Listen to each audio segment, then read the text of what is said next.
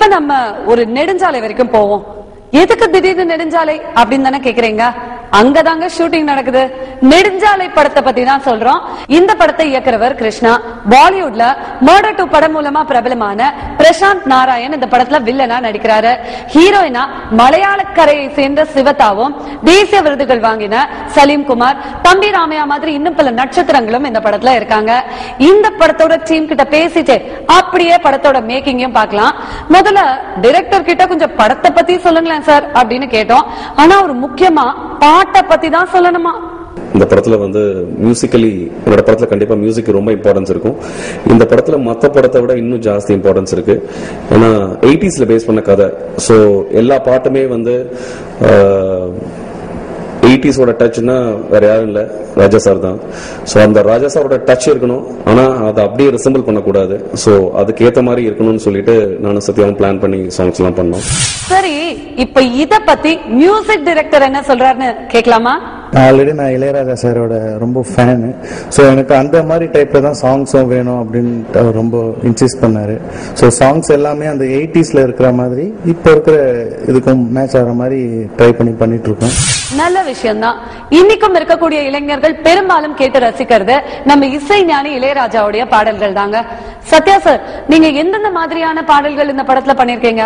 இந்த படத்துல வந்து 4 பாட்டு இருக்கு.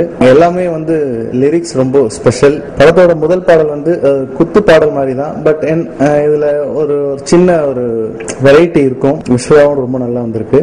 இன்னொரு மெலடி சாங் வந்து யூஸ்வலா அந்த கேரளால தான் இந்த 7-8 சொல்லுவாங்க பீட்ஸ். ஸோ அந்த பீட்ஸ்ல நிறைய பாடல் தமிழ்ல நிறைய ஹிட்டா இருக்கு. அந்த பீட்ஸ்ல வந்து இதுல ரொம்ப ஒரு தபலா வச்சு ரொம்ப சாதாரணமா ஒரு சாங் பண்ணிருக்கோம். அந்த சாங்கோட லிரிக்ஸ் ரொம்ப நல்லா வந்திருக்கு.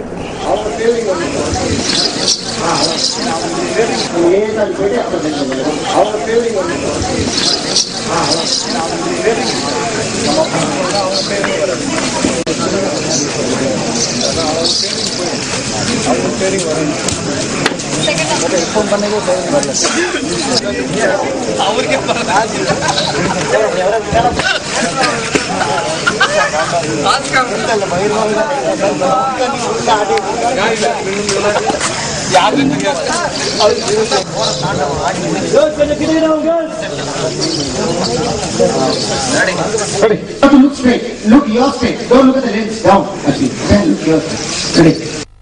Camera. One, go. சரிங்க, இப்ப டைட்டில் பத்தியும் படத்தை பத்தியும் டைரக்டர் என்ன சொல்றாருன்னு பார்க்கலாம். இந்த நெடுஞ்சாலை வந்து இதுக்கு நெடுஞ்சாலைன்னா தூரம் ஒரு லிமிட் இல்ல, அந்த மாதிரி தான் இந்த கதையோட பிளாட் லைன் எங்க ஆரம்பிக்குது எப்படி முடியுது. அதாவது நெடுஞ்சாலையில நடந்த ஒரு உண்மை சம்பவத்தை பேஸ் பண்ணி தான் அதை பண்ணிட்டு இருக்கோம். 1985 to 88ல வாழ்ந்த ஒரு லெஜண்ட் கேரக்டர். ஸோ அந்த கேரக்டருடைய ரியல் லைஃப் இன்சிடென்ட்டை பேஸ் பண்ணி அதை வேற மாதிரி நாங்கள் ஸ்கிரீன் பிளேல ட்ரை பண்ணியிருக்கோம். சார், 80sல இருக்கிற மாதிரி கதைனா அந்த காலகட்டத்துல இருந்த மாதிரியே பண்றதுக்கு என்ன பண்ணிருக்கீங்க? கதையோட காலகட்டம் வந்து 85 to 86. அந்த டைம்ல சம்பந்தப்பட்ட பொலிட்டிக்கல் இஷ்யூஸ் எல்லாமே நாங்க டச் பண்ணிருக்கோம். சோ ஏன்னா அந்த காலகட்டத்துக்கு கண்டிப்பா மக்களை எடுத்துட்டு போகணும், அது எதுவுமே வந்து ஃபேக்கா இருக்க கூடாதுன்னு. 85ஸ்ல 80s அப்படின்னு பண்ணும்போது நிறைய பிராக்டிகல் டிஃபிகல்ட்டி. ஏன்னா இன்னைக்கு இருக்கிற அந்த மாடர்னைசேஷன் எதுவுமே இன்னைக்கு கிடையாது. இன்னைக்கு 4 track லேண்ட், அன்னைக்கு வேற எல்லாம் புளிய மரம் இருக்கிற ரோடு அந்த மாதிரி தான் இருக்கும். சோ இப்போ பண்ணும்போது கொஞ்சம் சேலஞ்சிங்கா இருந்தது. கிட்டத்தட்ட ஒரு 95% அதை அச்சீவ் பண்ணிருக்கோம்னு நினைக்கிறேன். ஏன்னா ரொம்ப காம்ப்ளிகேட்டடா இருந்தது எல்லாம். இப்ப இந்த இன்னைக்கு இருக்கிற இதுல வந்து மாறி அந்த பீரியட்க்கு பண்ணும்போது but okay, we tried something கன்வின்சிங்கா இருக்கும் டெஃபினட்டா. இப்ப இந்த படத்தோட ஹீரோ கிட்ட தான் பேச போறோம். ரெட்டை சுழி, மாலை பொழுதின் மயக்கத்திலே மாதிரியான படங்கள்ல நடிச்ச ஆரி தாங்க இந்த படத்தோட நாயகன். முதல்ல இந்த படத்துக்கான செலக்ஷன் ப்ராசஸ் எப்படி நடந்துச்சுன்னு அவர்கிட்ட கேட்டுருவோமா? 4 மாசம் அந்த படத்துக்கான ஆடிஷன் போச்சு. ஃபர்ஸ்ட் ஸ்டில் ஷூட் பண்ணாங்க, அதுக்கப்புறம் கெட்டப், அதுக்கப்புறம் மறுபடியும் ஒரு ட்ரைலர் ஷூட், அதுக்கப்புறம் மறுபடியும் ஒரு கெட்டப். ஏன்னா சார் மைண்ட்ல இந்த கேரக்டரை பத்தி நிறைய விஷயங்கள் கலெக்ட் பண்ணி வச்சிருக்காங்க. ஏன்னா இது ஒரு பேஸ்ட் ஆன் ட்ரூ ஸ்டோரி, ஒரு உண்மை சம்பவத்தை அடிப்படையாக வச்சு இந்த படம் தயாராயிருக்கு. ரொம்பவே பெரிய ப்ராசஸா தான் இருக்கு. ஆரி, இவ்வளவுதானா இன்னும் இருக்கா? ஒரு ஒர்க் ஷாப் ஒன்று இங்கே ஆஃபீஸில் தான் டெய்லி வந்து ஒர்க் ஷாப் பண்ணோம். அந்த கேரக்டருக்கான தயாராகிறதுக்கு ஒரு 2 மாதம் டெய்லி ஆஃபீஸ்க்கு வந்துட்டு அவன் எப்படி இருப்பான், உட்காருவான், நிறைய சின்ன சின்ன விஷயங்கள் அடிக்கடி மீட் பண்ணும்போதெல்லாம் ஃபீட் பண்ணிகிட்டே இருப்பாங்க. ஸோ அவன் கை அசைக்கிறதா இருக்கட்டும், அவன் கோவப்படுறதா இருக்கட்டும், எல்லாமே ரொம்ப தனித்துவமாக இருக்கணும் அப்படிங்கிறதுல ரொம்ப அக்கறை எடுத்துக்கிட்டாங்க. இது full fledged action cum thriller cum romance எல்லாமே சேர்ந்து ஒரு முழுக்க முழுக்க ஒரு என்டர்டைனிங் ஃபிலிமா இருக்கும் அப்படின்னு நான் நம்புறேன். உள்ள வாங்க கொஞ்சம். ஓகே ரெடி ரெடி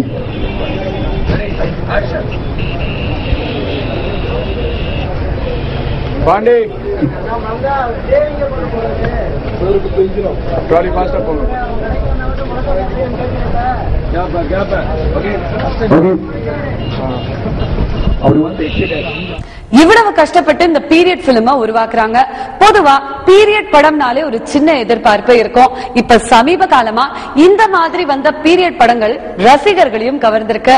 இந்த படத்தை பொறுத்த வரைக்கும் காதலுக்கு முக்கியத்துவம் கொடுக்காம நெடுஞ்சாலை பக்கத்துல வாழற மக்களுடைய வாழ்க்கையை பத்தி விளக்குற மாதிரியான ஒரு ஆக்ஷன் த்ரில்லரா வருதான்.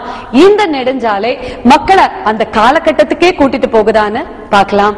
சரி நேயர்களே, இன்றைய செய்திகளும் படக்குழுக்களோட சந்திப்புகளும் உங்களுக்கு ரொம்பவே பிடிச்சிருக்கும் நாங்க நம்புறோம். இன்னும் பல சுவையான இன்ட்ரெஸ்டிங்கான தகவல்களோடு உங்கள் அனைவரையும் மறுபடியும் மீட் பண்றோம். பாய்.